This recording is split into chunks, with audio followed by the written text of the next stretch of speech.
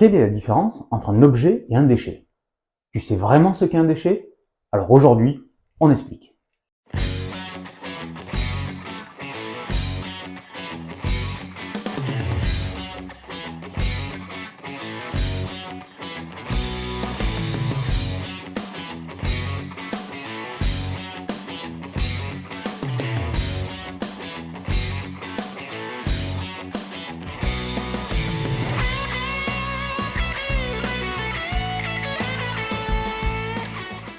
Tes déchets ne disparaissent pas, ils voyagent, partant à leur rencontre, et restent jusqu'au quiz de fin pour tester tes connaissances.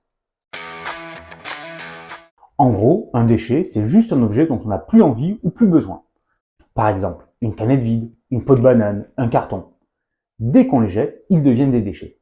Mais en fait ça, c'est la toute fin de l'histoire, parce que tout commence bien avant. Alors déjà, pour fabriquer un objet, il faut deux choses. Des matières premières et de l'énergie pour transformer ces matières premières. Les matières premières, on les prend dans la nature. Le fer, le cuivre, l'aluminium, le bois.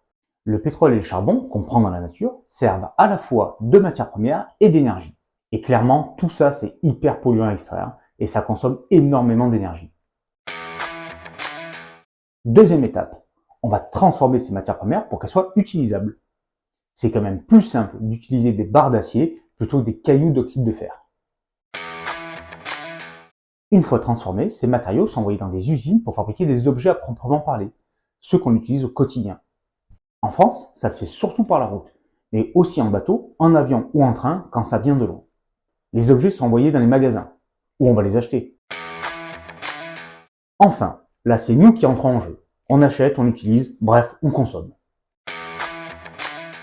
Et c'est seulement quand l'objet ne nous sert plus qu'il devient un déchet. À ce stade, nous sommes des acteurs, toi et moi. À ce moment-là, c'est entre nos mains. Soit on lui donne une seconde vie, soit on le perd complètement. Tout ce que l'on jette dans la poubelle noire d'ordures ménagères résiduelles sera soit incinéré, soit enfoui. Et toutes les matières récupérables seront détruites ou inexploitables pour nous ou les générations futures. Heureusement, on peut faire mieux avec le tri. Emballage, verre, carton, déchetterie, il y a plein de façons de donner une seconde chance aux objets.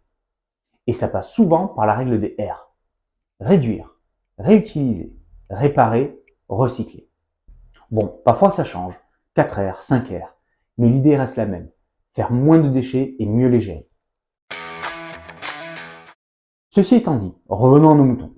Les objectifs du tri des déchets sont donc multiples. Réutiliser les matières déjà extraites, réduire l'extraction des matières premières du milieu naturel, réduire les fortes pollutions induites par l'extraction minière notamment, réduire les quantités de déchets incinérés ou enfouis. Bref, avant de parler de déchets, il fallait comprendre tout le système qui crée les déchets. Est-ce que l'on a tout pouvoir sur ce cycle de consommation? Peut-être. Est-ce que l'on peut avoir une action véritable et utile? C'est certain, et c'est ce qu'on va voir ensemble. Une petite question avant de se quitter. À ton avis, on produit combien de déchets ménagers par seconde dans le monde? 500 kg? 20 tonnes? 60 tonnes? Environ 2 milliards de tonnes de déchets ménagers sont produits sur Terre chaque année. Et encore, sans compter les déchets industriels. Si tu veux suivre ce voyage, like et abonne-toi. Dis-moi en commentaire quels déchets tu voudrais qu'on explore. Comprendre le parcours des déchets, c'est changer notre regard. Chaque déchet a une histoire à découvrir.